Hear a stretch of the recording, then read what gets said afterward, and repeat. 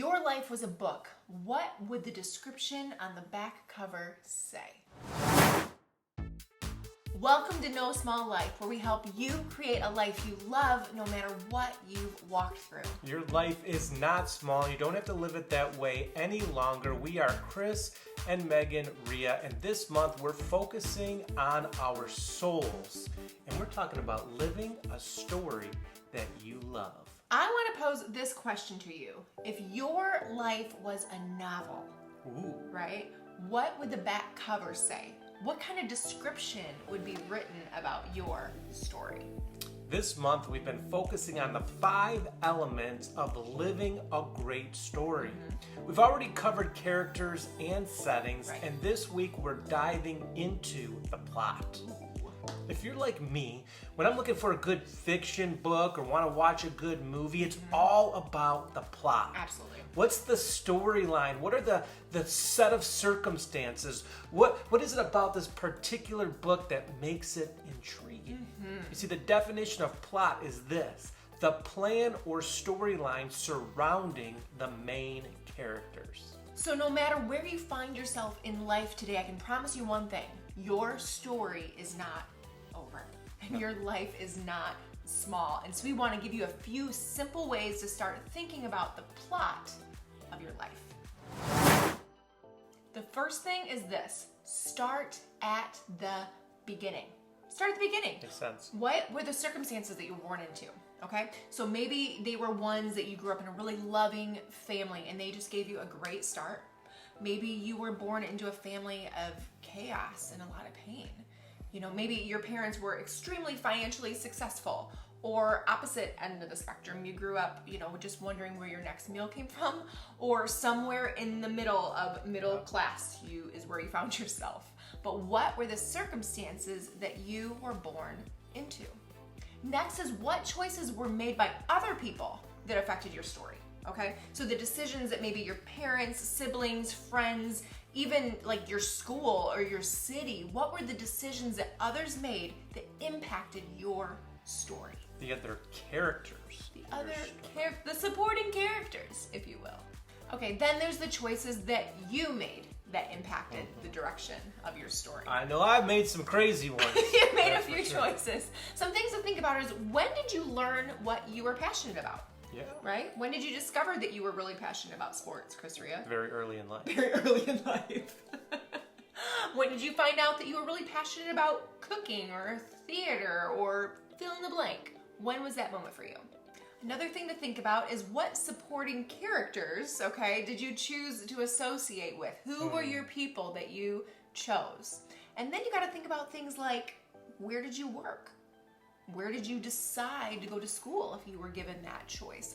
What kind of choices impacted your plot? Okay, then think about this. What were the mistakes? And we've all made them, right? Many, yes. What were the mistakes that you made that impacted your story? Then you gotta get really honest with yourself, and what was the driving motivation behind those choices, right? We all have that core thing, whether it's love or fear or rebellion.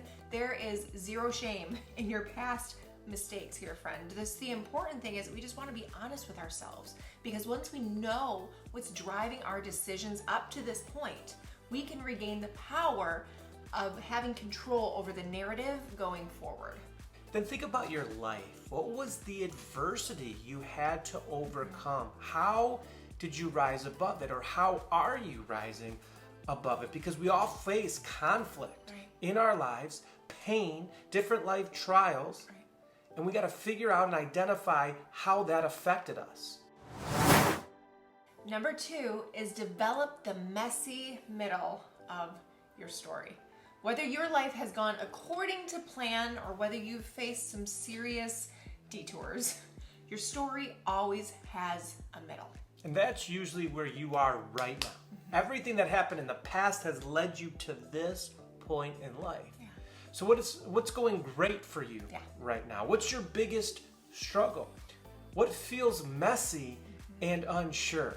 When you begin to identify your life as a story, you can make a plan to grow personally, and your middle sets up the end. The third thing is this: what does the ending look like? And maybe you're watching this and going, how do I know? I don't have any control over the ending of my story. Well, you may have a little bit more control than you think. See, friend, you are the hero. Yes! You're the hero. Finally! I am William Wallace. That was a great story, by the way, right? You are the main character, and I know will be some things outside of your control, but as far as it depends on you, you get to control some of the narrative on how your story ends. Right. There's curveballs in every story. Of course. There's, we call it the plot thickens, there's twists and turns. There's stuff out of our control, but we get to control us, our feelings, how we deal with life, and where we go from here. See, we believe your story will be one about overcoming adversity. Yes. About rising above the pain of your past and living a life worth celebrating. That right there, that's the essence of No Small Life. That's why we created it. It absolutely is. Rising above the adversity that's come against you, friend, because your life is not small. And we have some good news for you, friend.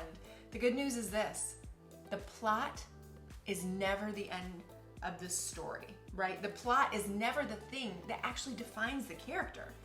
Instead, what defines the character, in this case, what defines you, is your belief in your God-given identity and your choice to rise above the circumstances that life has thrown at you. You see, it all comes down to if and how you will choose to move forward.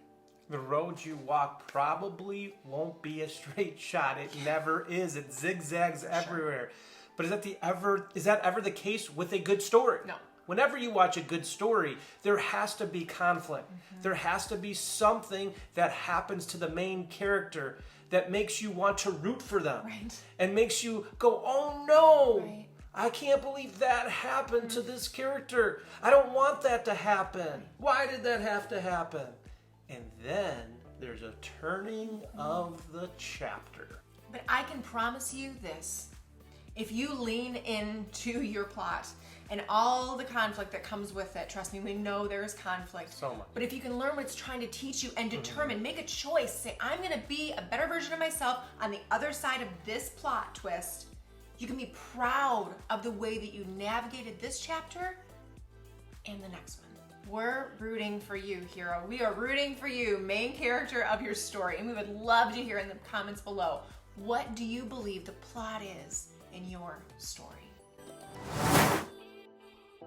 So that's all we have for you today. Remember, this is a 4-part series. You can go back and watch the video on characters and settings. And this week is plot. Next week, we are going to be talking about conflict and resolution. That's right. And how those two kind of go together. If you haven't yet subscribed, we'd love to have you do so. And remember, No Small Life is a nonprofit run on the donations of people. We'd love for you to partner with us at nosmalllife.me. So remember, everybody, your life is not small. Go out there and have a great day, everyone.